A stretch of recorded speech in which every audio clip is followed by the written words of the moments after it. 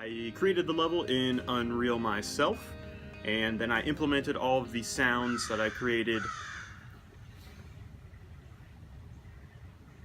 There's a crow afoot. Hey there, my name is Greg McManus. I am a sound designer and composer.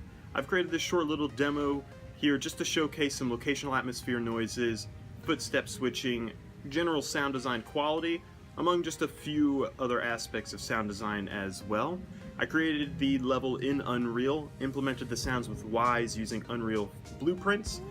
I will be giving an explanation as to how I created some of these sounds at the very end of the demo, mostly going into how I recorded them, why I recorded them the way I did, or how I synthesized and why I synthesized them the way that I did and how I processed everything.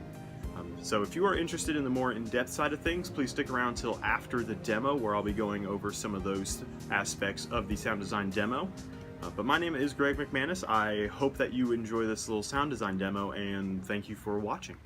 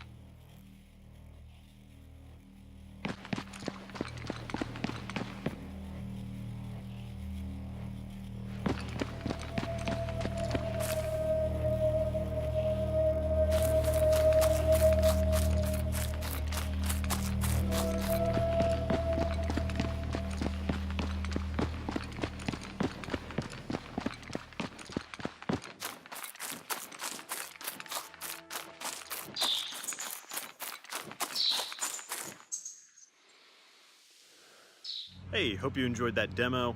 I just wanted to quickly go over the equipment and software that I use before I jump into any of the sounds. Equipment, really easy. Use this Tascam DR05 right here.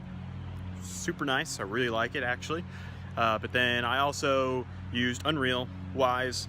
I used Ableton 10 for all my audio editing and synthesizing. As far as synthesizers went, I used Ableton Live 10's Wavetable synth as well as Serum and various other musical libraries, as well as some plugins from various backgrounds as well.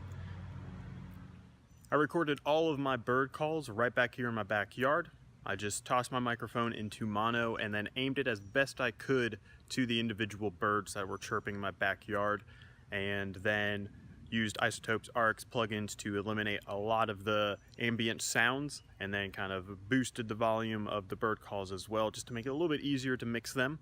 And I did have to actually create some of my own bird sequences, just because when I listen to it out here, you can hear a lot of the fluctuations, but I was only able to record for so long, and so I had limited choices of bird calls, and I just found that when I implemented them into Unreal that they became a little bit too repetitive, and so I created a few extras of my own to try to make it sound a little bit more natural and a little bit more varied, while still maintaining, like I said, that natural feel. That's ultimately what I wanted to aim for with these bird calls. Alright, so there it is, just grass. This is where I ended up recording all of my grass footstep sounds, and these were just recorded with my Tascam DR05, just right here out in the open. I didn't try to block any sound like I did the other footsteps.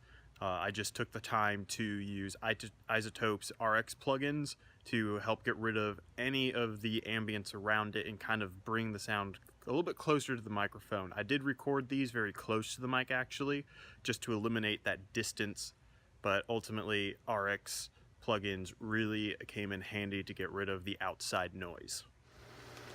So this is my pool filter, and it makes a lot of noise, and it had this really cool, unique sound and staticky noise to it that kind of fit what I was going for my blood orb sound. What I was ultimately going for was something that had some power and some force to it, but I wanted a paranoia to it.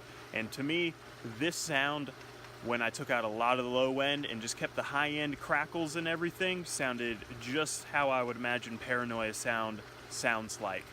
And so then I just tossed this on top of the synthesizer sound that I created, and that was the blood orb sound essentially. I did use one other musical element, but most of it to me was involving the synthesizer and this good old pool filter here. This may look like an ordinary stack of pillows, but that's because it is. That's what's so great about it. I used these in my demo to help in the process of recording a particular sound effect, but also just helping get a more isolated recording for some of my footsteps. So with the sound effect that I created with these are actually what I used to create the wind sound effect, like wind is blowing through the canopy treetop area of a forest. And so all I did with that was just take my bare hand just like so, and just kind of moved it along the surface of the pillows in a particular manner that to me sounded like wind. Now, with the isolation of footstep recordings with these, what I did was took these with me to the 2 spots that I recorded the footsteps with these, and I set them up to make like almost like a small little studio, a little soundproofed studio, if you will, with these. So all I did was just take them, set them up like I'm building a fort.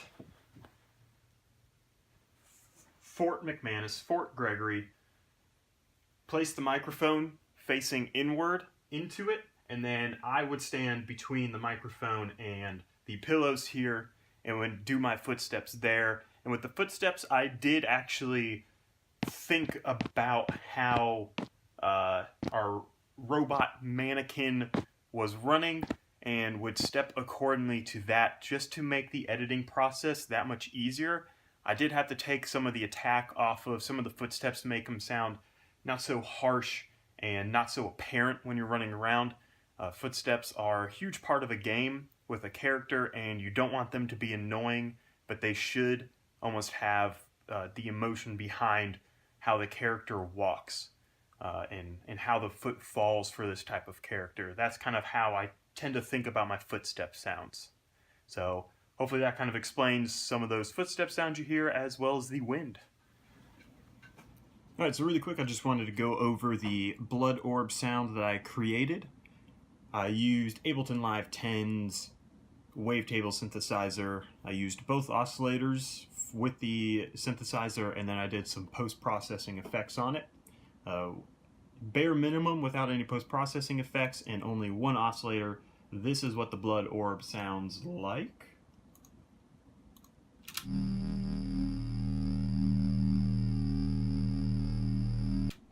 Pretty simple there. Throwing in the other oscillator, oscillator 2. This is now what it ended up sounding like after I added that oscillator in.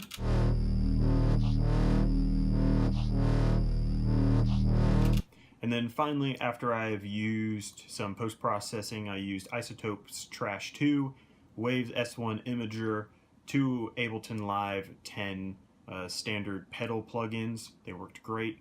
And then also a isotope neutron equalizer just to help control some frequency ranges and boost a little bit in the high end. And after all of that, both oscillators on and the post-processing, this is now what it sounds like here.